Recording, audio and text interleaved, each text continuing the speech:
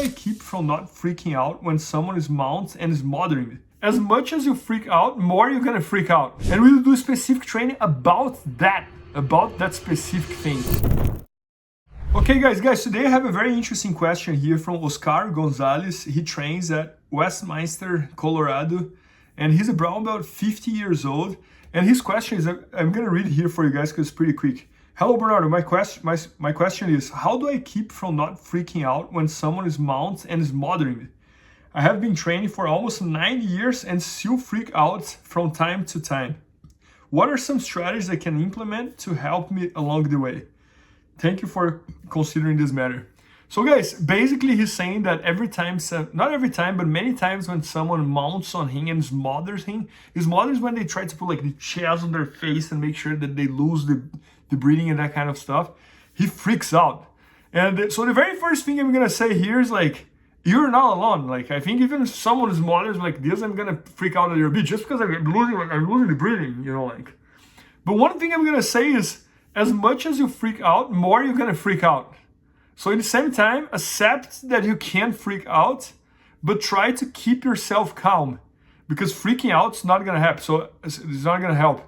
So I think as much as you get desperate, more you're gonna freak out, more you're gonna start losing the breathing, more you're gonna start doing things that you shouldn't be doing, and things will just get worse, you know, like.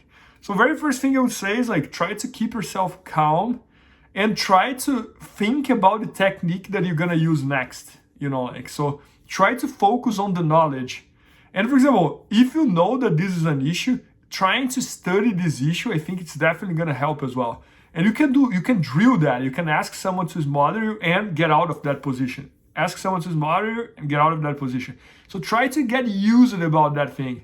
So for example, one experience sharing here, every time I would compete against an opponent that I knew that he had something that was really, really good, I would try to drill like almost like a specific training about that specific position. So for example, I had one opponent, I'm really good with the over-under pass, and I had an opponent that he was really good on lifting his hip up to try to free his leg to catch me with the triangle. So I would ask my training partner, Mateus Diniz, to do exactly that. Hey, I'm gonna get the over-under, can you lift your hip up and try to move your leg outside to go to the triangle? And we'll do specific training about that specific thing.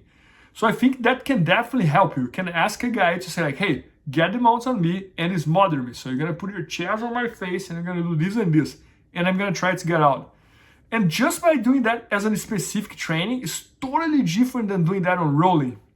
Because many times what happens is, when you're rolling, the guy's trying to pass your guard, you give everything you have, and then he passes your guard, you're exhausted, and then he gets the mount, and then he smothers you.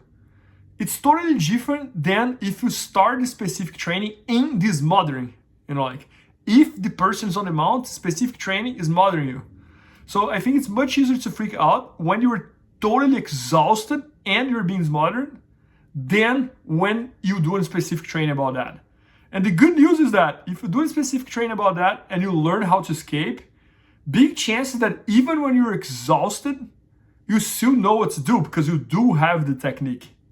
I saw a quote the other day that was like, one of the good ways to measure how good is someone's technique is to see how they perform when they're exhausted. Because when you're exhausted, the only thing you have left is the technique, is the pure technique. You have no energy, you have no strength, you have no cardio, you're totally exhausted, totally burnt out. The only thing you have is the technique, you know, like. So anyways, if I was on your shoes, I would be trying to work with yourself to accept the fact that you can freak out.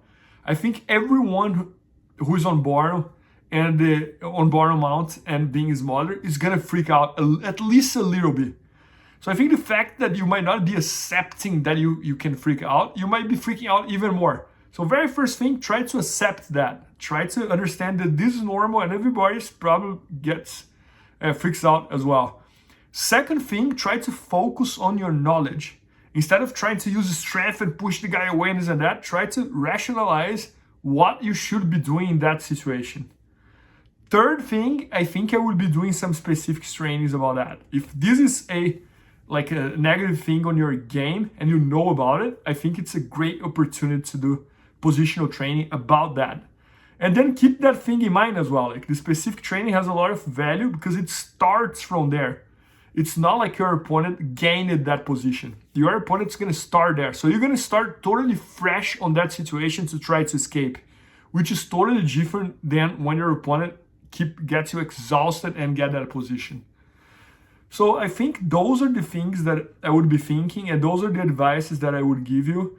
And but again, like, try to accept that. I think, especially in life, I think most of the things that we don't accept in life, we create tension, and that tension messes up our mind. So I think many times when we accept things goes way smoother than when you try to, on our mind, to not accept that. So the fact that you might be thinking that freak out on that situation is totally not normal might be forcing you to push yourself on a way that you're getting even more exhausted, and you're getting even more desperate, and then only worse things happens from there. So anyways, I think those are my advices, and hope to get a message from you someday saying that now you don't freak out anymore when you're in the bottom mount. That would be great. And try to study jiu-jitsu, like, I think, like, try to study and see what people do from those situations, and how they escape. Try to watch tapes as well, like, I think real life competition, that helps as well. And I think those are my advices. Guys, if you're starting jiu-jitsu or if you're a beginner in jiu-jitsu, one of my best-selling instructional videos is called The Foundations of Brazilian Jiu-Jitsu. It's at bjjfanatics.com, so make sure to check that out. And we have a bunch of other amazing instructional videos at bjjfanatics.com as well. So make sure to check that out. And I hope this video helped you guys, and I hope to see you guys in the next video. Os. Please help me out to grow my YouTube channel. Just click subscribe. And to watch more videos, just click under see more videos. I hope you enjoyed. BJJfanatics.com. Use the promo code YouTubeFaria to get 10% off any instructional video. Improve your jiu-jitsu faster.